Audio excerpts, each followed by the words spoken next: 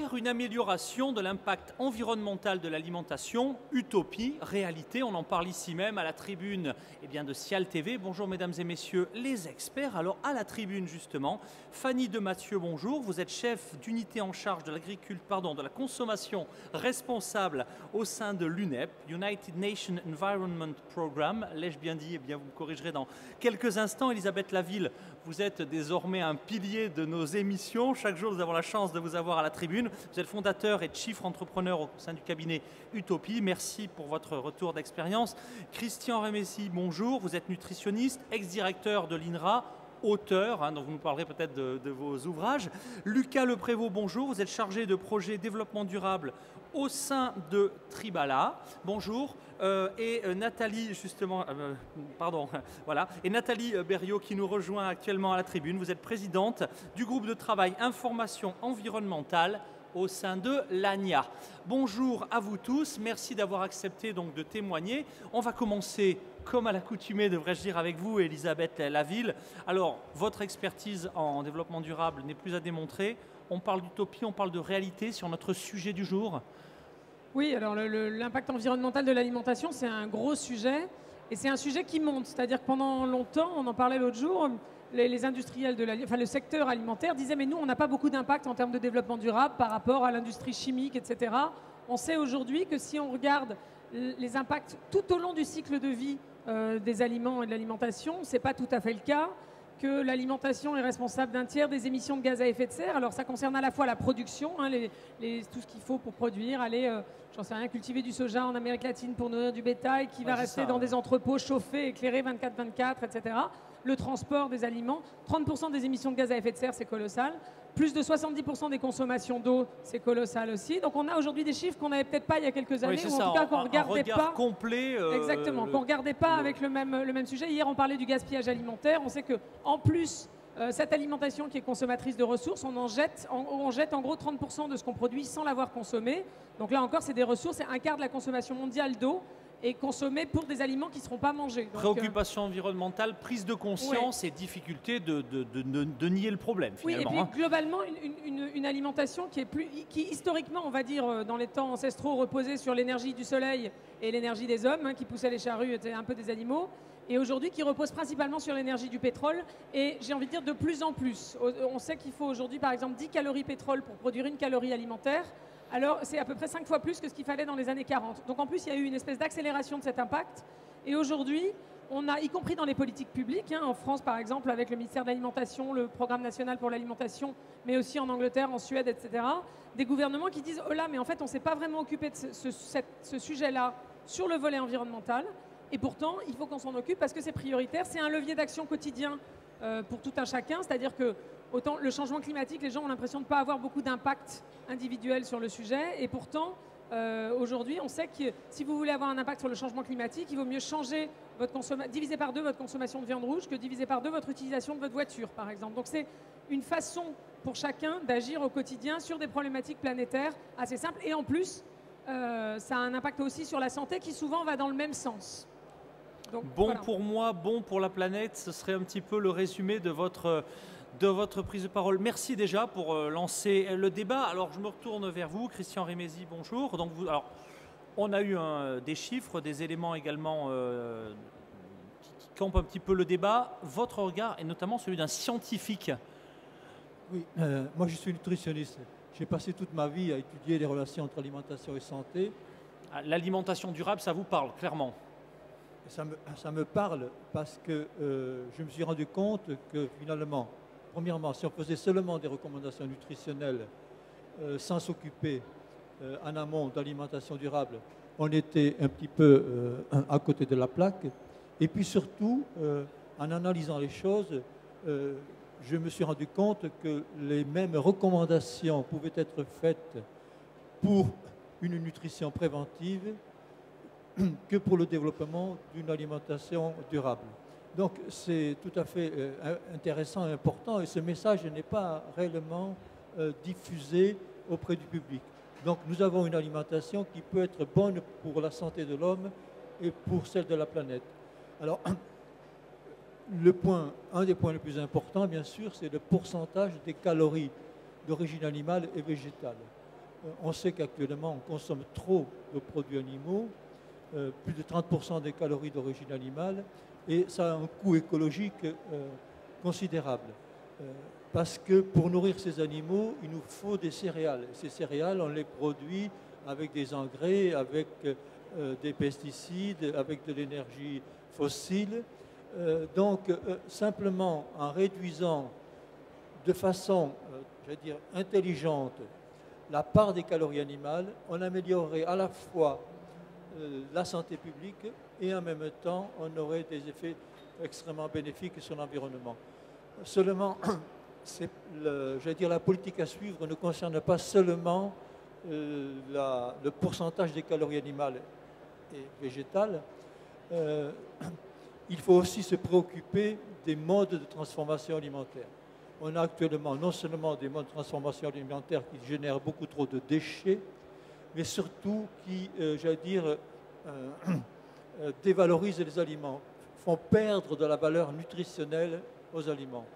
Et ceci, ensuite, va, par voie de conséquence... C'est-à-dire on cuit trop, on cuit trop, on rajoute trop de... Qu'est-ce qui se passe pour dégrader On fait trop de cracking, c'est-à-dire on utilise, donc, on va chercher les sucres, les matières grasses. C'est la recherche du goût, c'est ça, c'est en uniformisant les goûts, en les stabilisant, on détruit des qualités nutritives, c'est ça l'idée? En purifiant. Par exemple, l'exemple des céréales complètes. Une céréale complète a la totalité de ses fibres, minéraux et vitamines.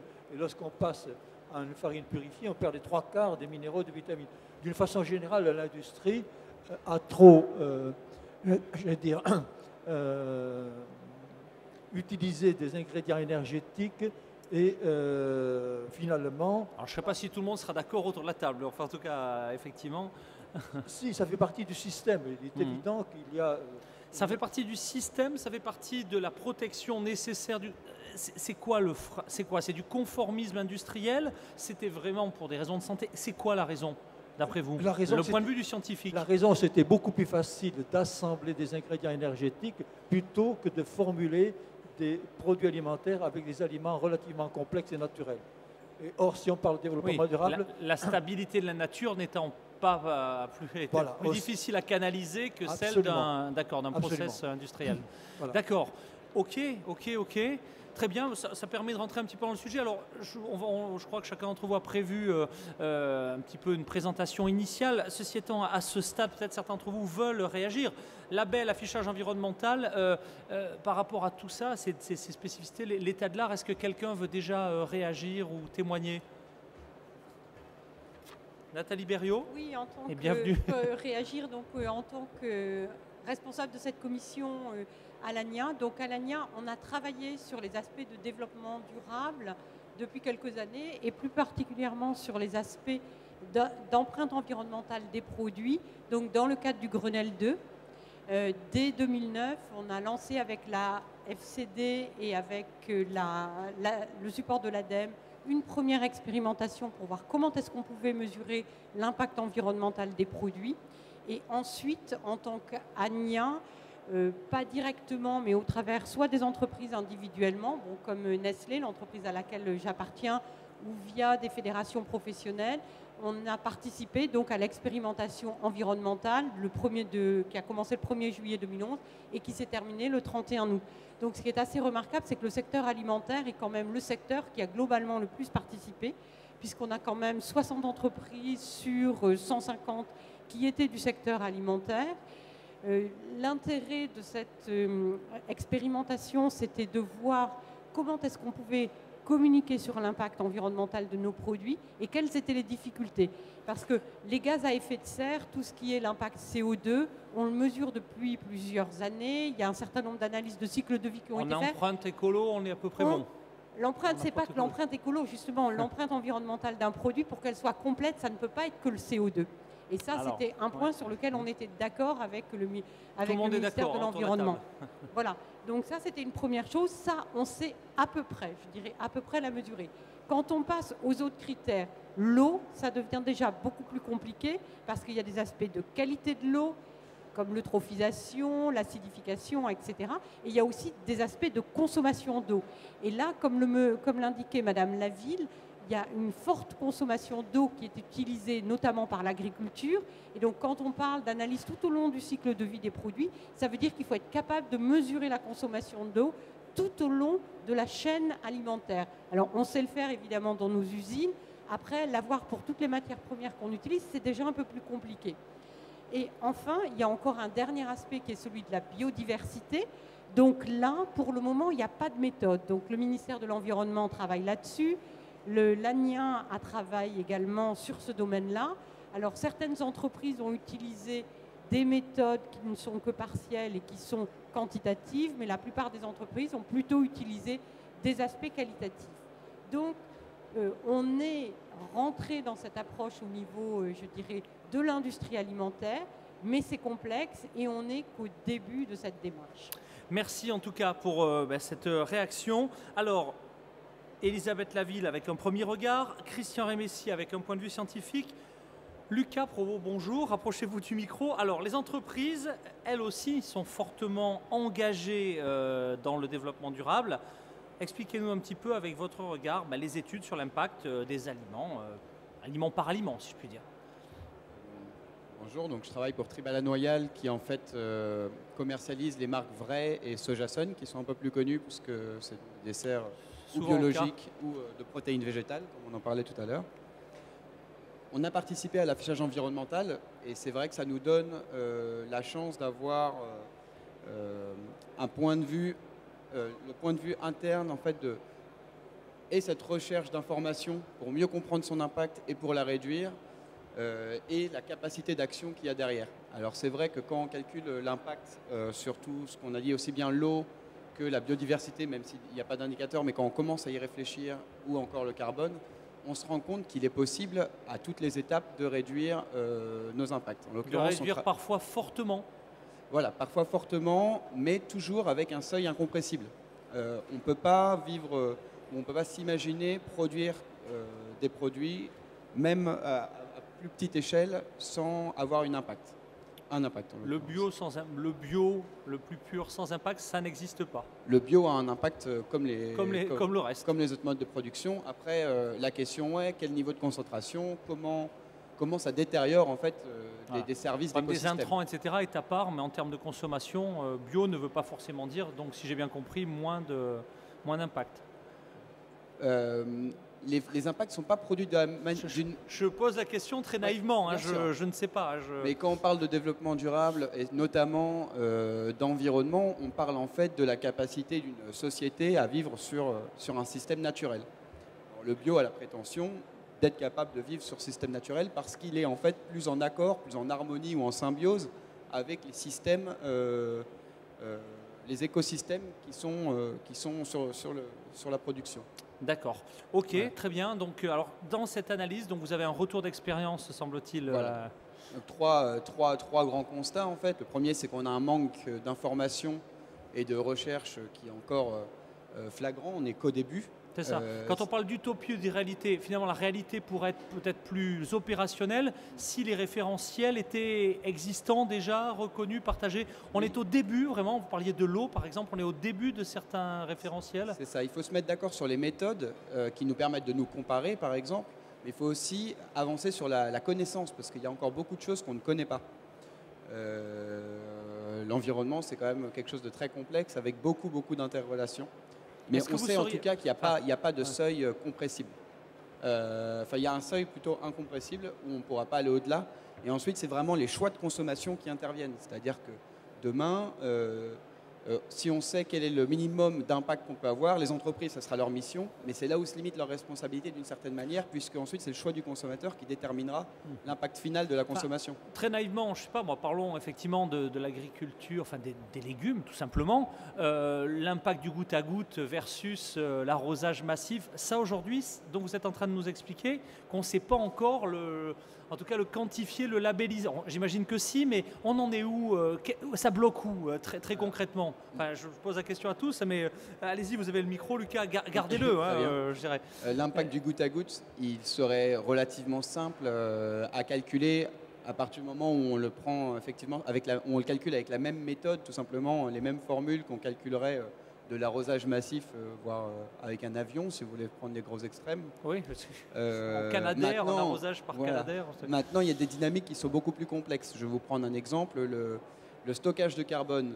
Nous, on travaille donc avec du lait, donc avec effectivement des vaches qui émettent du méthane en rotant, puisque c'est leur digestion qui fait ça.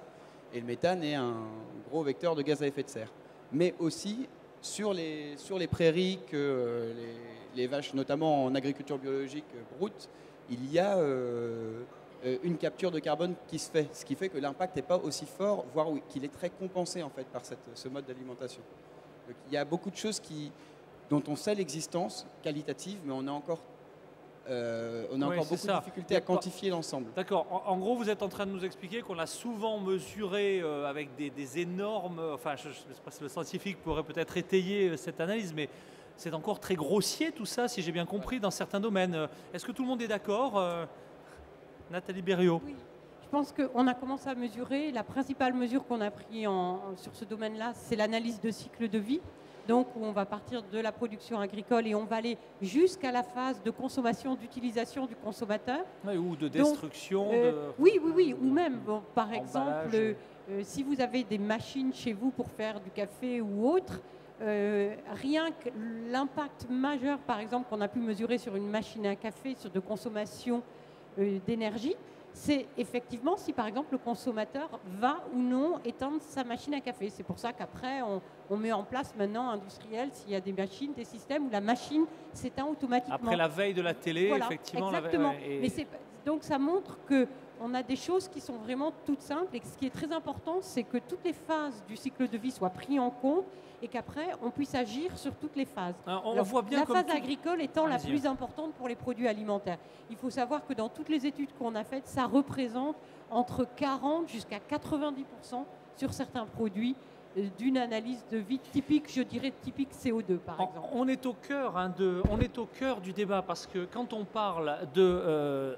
le sujet du jour, c'est utopie-réalité. Donc utopie, effectivement, on voit bien que tout process de développement durable, quel qu'il soit, on ne cesse d'ajouter finalement des critères au référentiel, les anciennes normes, le SD 21000, devenu norme européenne. Mais c'est une démarche qui est complètement pas itérative, mais en tout cas qui évolue dans le temps, qui s'enrichit, etc. Donc finalement, on se dit, mais oui, comme c'est une démarche qui est sans fin, on est vraiment dans le domaine de l'utopie. Oui ou non? On s'arrête où? On commence où? Enfin, pardonnez-moi de faire la provocation, c'est mon job, mais en tout cas, à vous de peut-être... Il y a quand même un point, c'est-à-dire la question, c'est de quoi on a besoin pour avancer. On a besoin de méthodes précises, notamment quand on veut faire des politiques publiques, parce que les pouvoirs publics ne peuvent pas s'engager dans un sens et dire en fait, oups, on s'est trompé, on n'avait pas la bonne étude, en fait, on revient en arrière. Et on a besoin de chiffres hyper précis quand vous voulez engager une transition dans un secteur qui forcément composé d'êtres humains, qui n'ont pas envie, comme tous les êtres humains, de changer leurs habitudes et qui vont dire au départ, ah mais non, mais est-ce qu'on est... Bon, si vous voulez convaincre les éleveurs, par exemple, de changer leurs pratiques, la nourriture des animaux, en disant oui, mais comme ça, il y aura moins de méthane si on diversifie plus la nourriture. Il faut leur prouver et vous allez avoir besoin d'études, effectivement, et de protocoles de calcul qu'on n'a pas forcément aujourd'hui. C'est ça, c'est-à-dire que prouver que le goutte à goutte, c'est meilleur que le tuyau d'arrosage, c'est facile. Alors, c'est vrai que de temps en temps, on a des éléments qui sont contre-intuitifs, c'est-à-dire que les études montrent des choses qui vont à l'encontre de ce qu'on pensait a priori, mais enfin, c'est quand même rare. Et sur une partie des points clés de l'alimentation durable, il y a quand même aujourd'hui consensus, même si on n'a pas, c'est un peu comme le calcul des impôts, vous avez une marge d'erreur qui est de 5% ou je ne sais quoi, c'est un peu pareil. On a quand même des éléments suffisants pour au moins qu'au niveau des choix individuels d'une part et des choix que font les entreprises d'autre part, on puisse poser, on sait qu'il faut qu'on mange moins de viande rouge ou de la meilleure viande rouge, donc peut-être plus biologique, plus label rouge, etc. On le sait, alors évidemment ça ne fait pas plaisir aux éleveurs et on les comprend, parce qu'il y a une transition d'un secteur aux éleveurs de masse, du coup. Voilà, en tout cas un certain mode d'élevage, et c'est vrai que c'est compliqué à orchestrer, donc il faut les aider à faire cette transition. Mais on le sait, je veux dire. Et du coup, si vous êtes, en tant que consommateur, d'une part, de toute façon, ça a un impact meilleur sur la santé, ça a un impact sur votre budget de manger moins de viande rouge, et ça vous permettra d'en manger de la meilleure. Donc, c'est meilleur pour la planète, enfin, c'est meilleur sur tous les critères. Qu'on n'ait pas les chiffres exacts, les protocoles de calcul sur, effectivement, dans une exploitation bio, quel est le carbone qui est stocké par la prairie, j'ai envie de dire, ça ne change pas grand-chose, ni au choix de consommateurs, ni au choix, potentiellement, des entreprises du secteur. Christian Ramessi, puis je vous redonne la parole, Lucas, puisque je vous ai vu hocher la tête à ce moment-là. Oui. Mais, je pense que si on raisonne produit par produit, technique par technique, on va finir par se perdre. Donc il faut essayer d'abord de raisonner mode alimentaire global. Sur le plus grand dénominateur commun, Voilà. cette scientifique, ce Et serait une fois l'agrégat qu'on a mathématique. réellement défini le comment bien se nourrir pour l'homme, autrement dit, ce qu'il nous faut pour bien se porter, et est-ce que ça correspond avec une nécessité de protection de l'environnement, à ce moment-là, on y verra plus clair. C'est pour ça que on peut même imaginer, par exemple, que certains produits coûtent cher, par exemple des légumes ou des fruits, mais s'ils ils ont ensuite des effets remarquables sur la santé, mais tant pis, si cela coûte un peu cher, on pourra se rattraper par d'autres, en diminuant le coût d'autres ingrédients, ainsi de suite. Des Donc, fruits remboursés par la sécurité sociale. par exemple, ça ne serait pas stupide. En diminuant le budget de la Sécu, précise hors Donc, micro Elisabeth il ne Laville. faut pas se noyer en faisant des analyses de cycle de vie, produit par produit. N'oublions pas le mode alimentaire que l'on veut développer. Merci en tout cas pour cet éclairage. Alors à ce stade, Fanny, vous n'avez pas encore pris la parole. Je ne voudrais pas être considéré comme un horrible censeur. Alors à ce stade du débat, votre réaction déjà, tout d'abord? Je pense que comme le disait Elisabeth Laville, on connaît. Je veux dire, on est en train ici de discuter de méthodologie, de détails, d'analyse de cycle de vie par produit, parce qu'effectivement, c'est nécessaire pour faire changer certaines pratiques. Mais comme le disait aussi Christian Rémézy, on sait. On sait que consommer des produits qui ont été produits, qui n'ont pas été cultivés sous serre, des fruits et des légumes, c'est bien meilleur pour l'environnement que de consommer des produits et des fruits et légumes qui sont pas saisonniers. Donc, on a un certain nombre de messages de base qui sont là, qui ne sont pas appliqués et qu'il faut qu'on répète parce que c'est important en France, mais c'est aussi important dans le monde. On n'a pas parlé de ça et je me permets d'amener ce petit éclairage international. Oui, au niveau des modes de consommation, on sait que nos modes de consommation ne sont pas durables. On le sait. On est en train de travailler sur l'analyse du cycle de vie. C'est ce qu'on fait aussi au PNUE. C'est très important d'avancer sur les méthodologies pour être capable d'avoir des chiffres clairs. Mais on sait aussi qu'au niveau global, on assiste à cette émergence d'une classe moyenne au niveau mondial qui fait que les modes de vie, les modes de consommation alimentaire sont en train de s'uniformiser parce qu'il y a un phénomène qui a l'air inexorable qui fait que plus on gagne d'argent, moins on mange bien. Donc, par exemple, je ne sais pas, en Chine, un pays comme la Chine, un habitant consommait en moyenne 15 kg de viande en 1980 et 52 kg en 2002. Donc, en fait, d'un seul coup, on a une consommation de viande à une échelle extraordinaire qui est en train de devenir massive et qui bouleverse tous les équilibres mondiaux. Donc ça, on le sait. Il y a une biodiversité ici parce qu'il y a une guêpe sur le plateau, ce qui est quand même assez extraordinaire. Donc ça, on le sait. Donc il ne faut pas... L'affichage environnemental, c'est très bien pour le consommateur, mais bon, le consommateur a besoin de comprendre ce qu'il y a dans le produit, mais on ne va pas non plus passer 3h30 à faire nos courses dans le supermarché. Hein. On va pas tous avoir un doctorat en nutrition pour aller faire nos courses. Donc il le faut, c'est clair, mais il faut aussi un certain nombre de messages simples qui est consommons moins de protéines animales, ou en tout cas mieux. Il n'est pas question ici de stigmatiser un produit, il est question de réfléchir. Consommons saisonnier, évitons d'aller faire nos courses en voiture et évitons le gaspillage. Donc on a un certain nombre de messages quand même globaux qui sont valables au niveau de la planète et qu'il faut rappeler. Hein. Je pense Alors, que qu'il c'est faut important. rappeler, qu'il faut appliquer, parce que la planète, elle est évidemment consciente des enjeux du développement durable. Elle est aussi, et la période de crise ne facilite rien, dans une logique également de modèle économique actuel, avec des logiques environnementales, mais aussi des logiques de prix. Et j'ai presque envie de dire, mais alors, qu'est-ce qu'on fait? Parce qu'on affiche peu de choses par rapport à des constats que l'on fait qui sont, semble-t-il, pour certains en tout cas, très évidents. Qu'est-ce qu'on affiche aujourd'hui en 2012? Qu'est-ce qu'on va afficher en 2013? Comment on fait? Oui, on a un déficit de communication, de politique publique considérable. Alors, communication, mais agrégat aussi, j'ai quand même l'impression qu'il nous en manque déjà un certain nombre, ou pas d'ailleurs. Je pense qu'on a déjà beaucoup d'éléments pour avancer. Simplement, les pouvoirs publics n'ont pas décidé d'en faire la synthèse de peur de nuire à l'industrie agroalimentaire. La grosse peur, c'est un temps de crise. Nathalie Berriot réagira dans un instant. De ne pas nuire à l'industrie agroalimentaire. Mais on ne se rend pas compte à quel point on peut redéployer en gardant la masse économique, la valeur économique de l'alimentation.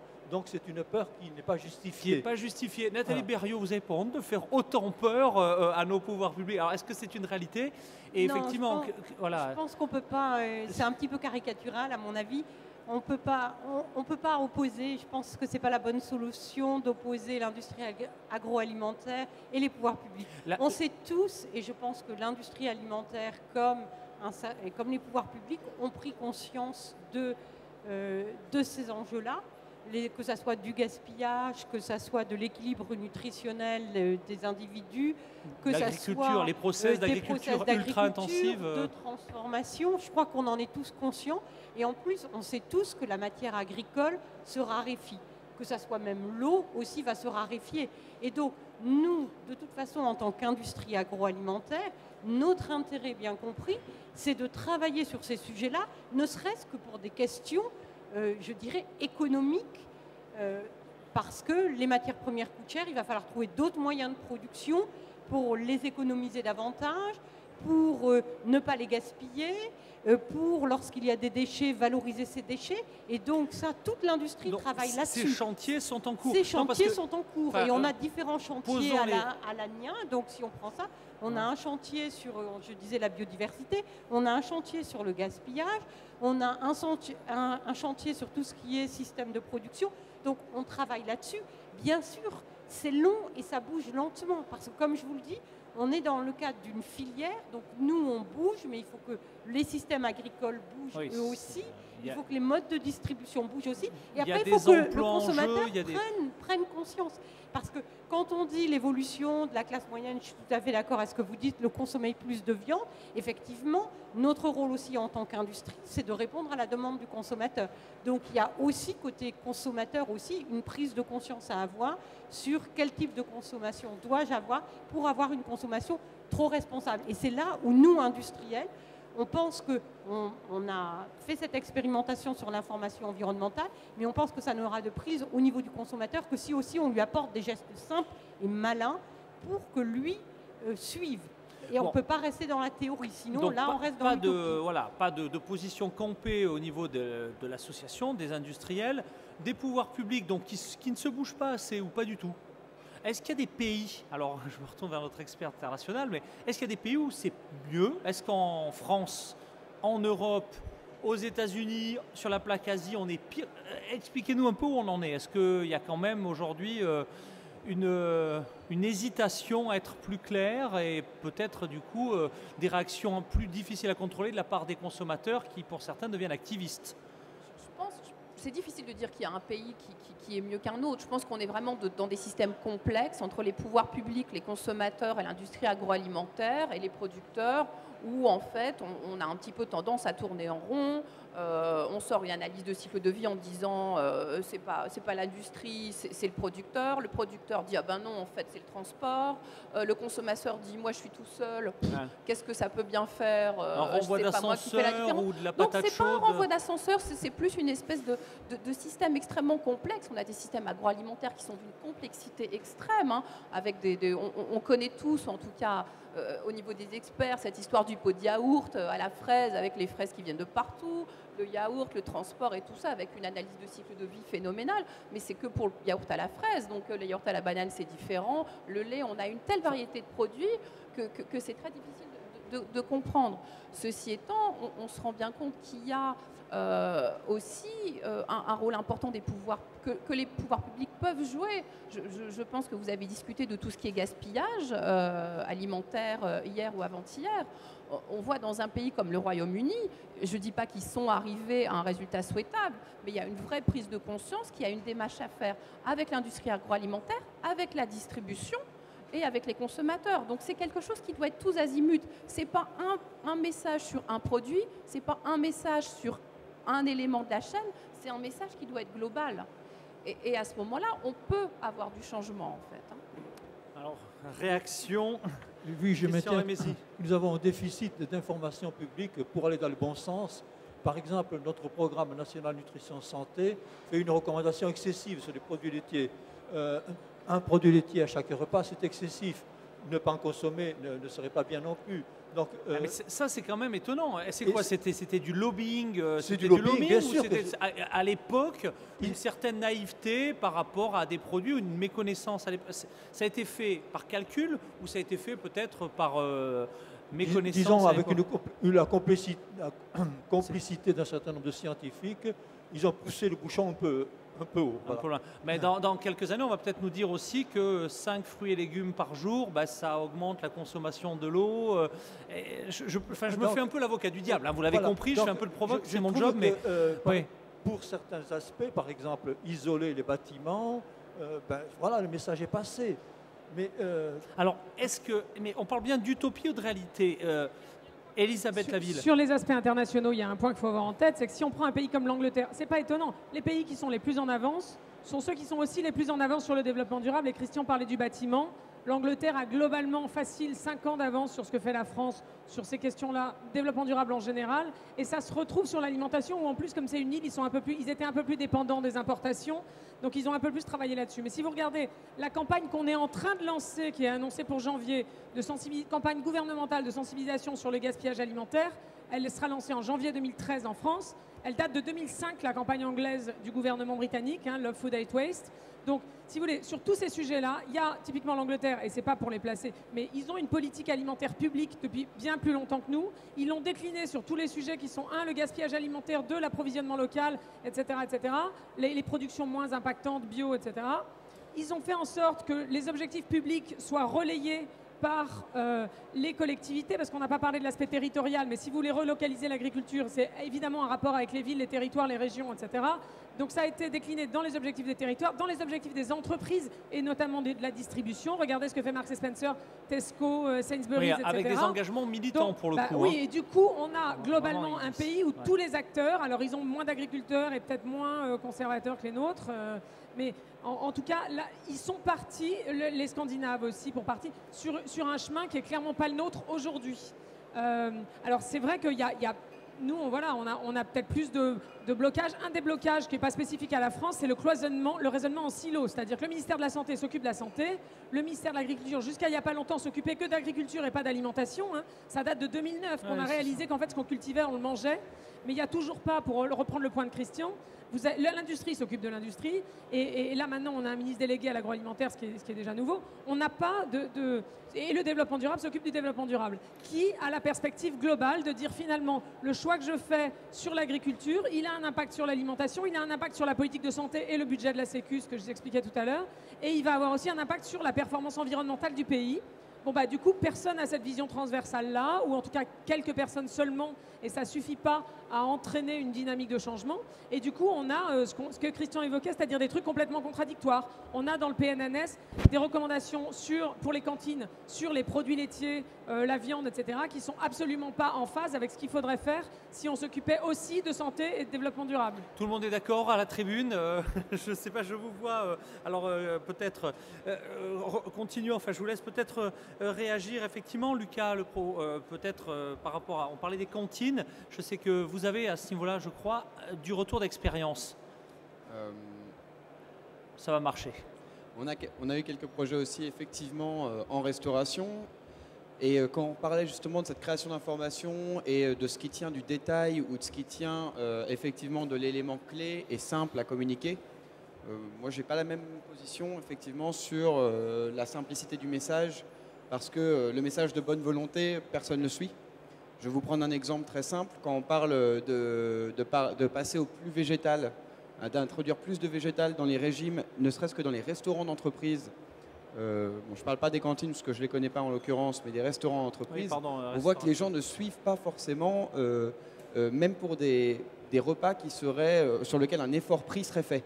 Mais quand vous dites ne suivent pas, le consommateur final ou le consommateur final, c'est-à-dire que le repas est fait, il y a une preuve nutritionnelle, il y a une preuve prix, il y a une preuve environnementale et c'est pas suivi forcément. Alors un message simpliste est là, mais il n'y a pas non plus la capacité, ni même pour la personne qui est donc chargée de faire ce repas, à avoir l'information pour créer quelque chose et dire, là vous avez une action qui est bénéfique certes, mais qui est bénéfique de temps.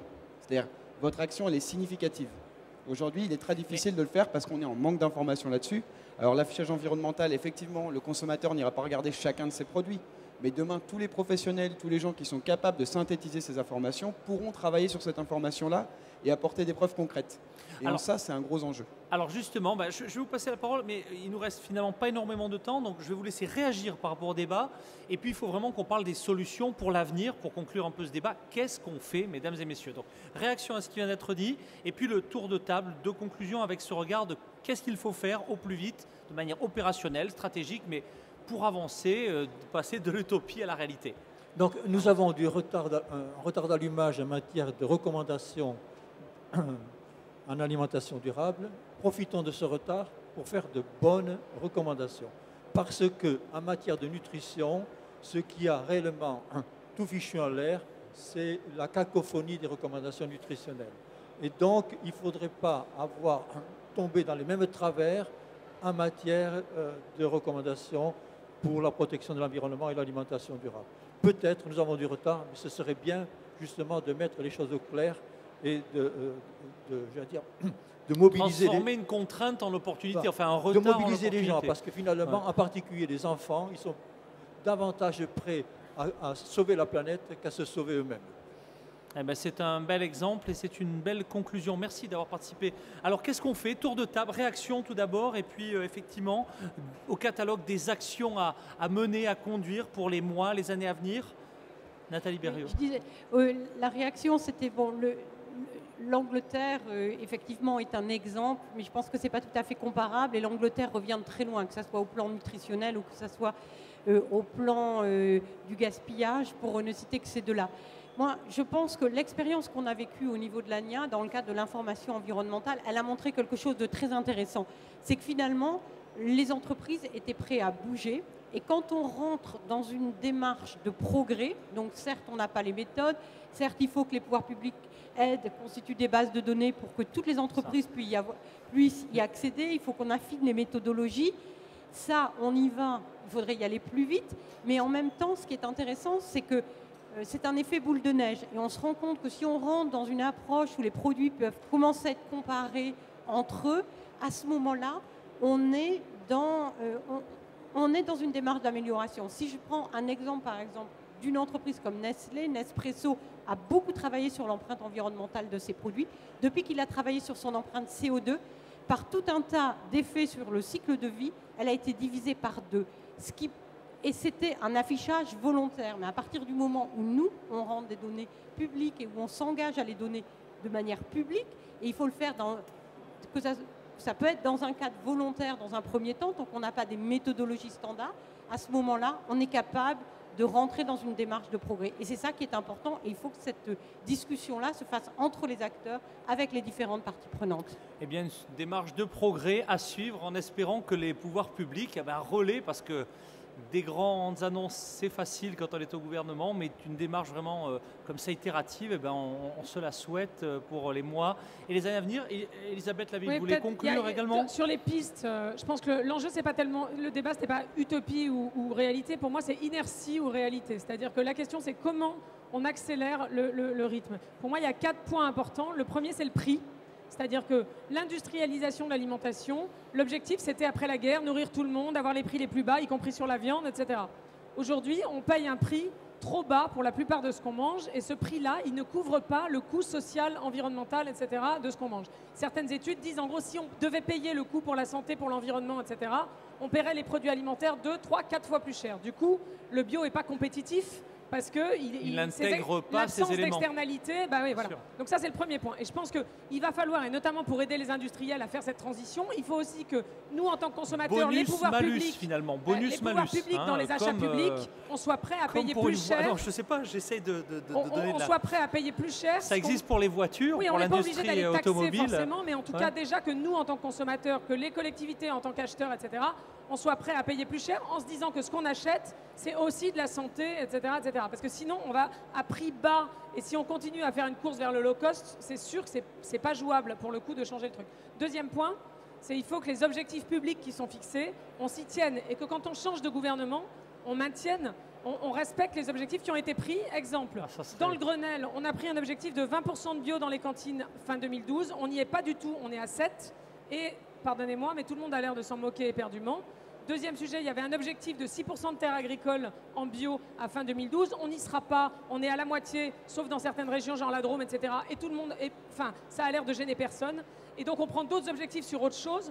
Mais le problème, c'est qu'on n'a pas... Des effets d'annonce, mais pas de suivi opérationnel. Donc, et encore une fois, ça ne vise pas un gouvernement plutôt qu'un autre, parce que j'ai l'impression que c'est récurrent. Mais en tout cas, on a un enjeu sur ces transitions de moyen terme ou de long terme à pouvoir penser au-delà de la prochaine élection présidentielle, surtout que maintenant les mandats sont plus courts, sinon on ne va pas s'en sortir. Troisième point, dans l'inertie, il y a aussi l'inertie des consommateurs. C'est-à-dire qu'il faut réhabituer les gens. Christian parlait tout à l'heure des produits raffinés sur le sucre, les farines, etc. Et moi, j'ai beaucoup de discussions avec des industriels. Sodexo m'expliquait par exemple que quand ils refont des compotes maison dans les cantines, les gamins n'aiment pas la compote parce qu'il y a des morceaux, etc. Donc, ils sont obligés de faire une espèce de phase de sevrage de la compote industrielle où on va d'abord beaucoup mouliner la compote maison pour qu'elle ressemble à de la compote, etc. etc. Bref, c'est une espèce d'éducation, et notamment des petits, à faire parce que sinon, l'argument des distributeurs, des industriels, des restaurateurs, ça va être « Ah oui, mais les gens n'aiment pas ». Et les gens n'aiment pas. Si on propose à n'importe qui un goût très différent de ceux dont il a l'habitude, il va dire non, a priori, moi la première. La question, c'est comment on l'amène aussi avec des arguments de pédagogie, d'impact environnemental, etc., à considérer que ça peut être différent. Et le quatrième sujet, dernier point, c'est de faire apparaître la convergence entre les aspects environnementaux et les aspects nutritionnels. Parce que sinon, Christian a raison, on a déjà des trucs hyper complexes sur la nutrition, on va faire des trucs hyper complexes sur l'environnement et on va perdre tout le monde. Or, il y a une convergence. Barilla a fait un truc hyper intéressant qui est une pyramide environnementale, donc où on a en haut les produits les moins impactants, en bas les produits les plus impactants, et ils mettent à côté la pyramide alimentaire, nutritionnelle, et on s'aperçoit que c'est les mêmes, c'est-à-dire les aliments qu'il faut réduire pour des raisons environnementales, c'est ceux qu'il faudrait moins consommer pour des raisons de santé et inversement. Donc ces sujets-là, il faut absolument recréer cette transversalité, parce que les choix se font avec tous ces critères-là en tête et pas juste avec l'empreinte eau ou l'empreinte carbone, etc. Eh bien, Elisabeth Lavigne, merci pour toutes ces pistes opérationnelles pour l'avenir, en espérant bien que les acteurs des pouvoirs publics soient à votre écoute. Suite des conclusions et des propositions pour que ça avance, donc inertie versus utopie. Utopie ou réalité, vous aviez l'air de présenter ça tout à l'heure comme quelque chose de potentiellement infini et donc impossible, donc utopique. Je pense qu'en fait, c'est plutôt un positionnement ou une dynamique dans laquelle on s'inscrit. C'est un positionnement éthique et chacun à son niveau. Donc on a le niveau de la production qui est chapeauté par la consommation, parce qu'effectivement, c'est ça qui tire la production aujourd'hui. Et la consommation elle-même peut être dirigée ou aidée par les politiques publiques. Et donc, à chaque niveau, il y a des responsabilités différentes. Mais pour les entreprises, on ne pourra pas avancer tant qu'on n'aura pas l'information nécessaire, tant qu'on ne sera pas accompagné par les politiques publiques, parce qu'il n'est pas question, ni pour un producteur de céréales, de lait, de se tirer une balle dans le pied, ni pour un transformateur. Et donc, il faut équilibrer, effectivement, parce qu'il y a des mécanismes, des fois, qui font que quand on fait bien, eh ben, on se tire une balle dans le pied. Et bien sûr, au niveau du consommateur, il y a la responsabilité de mieux consommer, et ça, c'est à la base de l'information. Et pour les politiques publiques, il faut équiper chacun. Donc équiper les entreprises avec l'information et les consommateurs aussi, mais aussi travailler sur effectivement les déficits qu'il y a aujourd'hui dans les capacités à bien consommer. Et on parle bien aussi de compétences à consommer, par exemple savoir faire la cuisine, connaître les ingrédients, connaître les aliments qui existent, parce qu'il y a beaucoup d'uniformisation qui font qu'il y a un déficit de connaissances aujourd'hui. Voilà. Eh bien, merci beaucoup Lucas Le Provost, merci pour votre témoignage. La conclusion des conclusions, Fanny Demassieux. Oui, peut-être 3 ou 4 points à rajouter. Dire qu'effectivement, il faut un certain nombre de messages simples pour les consommateurs. Tous les travaux, toutes les études ne sont pas faites pour tout le monde. Elles sont faites pour améliorer la connaissance, mais on n'est pas tous obligés de tout comprendre. Je pense qu'il y a effectivement un grand travail qui est fait par le bio, par la promotion du bio. Simplement, le bio, ça restera, même si on arrive à l'objectif de 20%, ça restera 20%. Donc tout le travail qui est fait sur l'affichage environnemental, c'est pour faire que les autres produits, tout le reste, les 80%, ce soit mieux. Et ce travail sur l'affichage environnemental, il est important pour les consommateurs, mais il est important pour les industriels, parce que ça aide les industriels à améliorer leur process. Et pour ça, ils ont besoin de chiffres. pour nous au niveau international, c'est majeur parce que le monde agroalimentaire est à ce point concentré qu'un changement d'une multinationale de l'agroalimentaire, ça a des impacts partout. Après, effectivement, comment ça se décline dans les PME, dans le système de production des pays en développement, c'est encore une complexité différente. Mais ce rôle-là, il est majeur. Je pense qu'au niveau des valeurs aussi, on parlait de l'éducation, on parlait des enfants, il y a aussi une valorisation du produit alimentaire à avoir. Elisabeth parlait du prix qui est bas, mais on ne peut pas dire que n'importe quelle quantité, on voit ces offres, vous en achetez 2, vous en avez un 3e gratuit, vous le preniez le 3e, quelle valeur ça a ce produit gratuit? Peut-être que ce serait mieux de réduire le prix des 2 que vous achetez plutôt que d'en donner un plus. On a une espèce de dévalorisation de l'alimentation parce que ça représente une part infime de notre budget dans les pays développés, qui est vraiment questionnable. Donc il faut rétablir cette valeur de l'alimentation, du produit alimentaire, et ça passe par des actions effectivement de formation, d'éducation, et ça passe par tous les acteurs de la chaîne. Eh bien, merci pour ce témoignage. Merci à vous tous donc d'avoir participé à cette émission vers une amélioration de l'impact environnemental de l'alimentation. Utopie, réalité, un débat à suivre dans les années à venir à l'antenne de Ciel TV. Merci.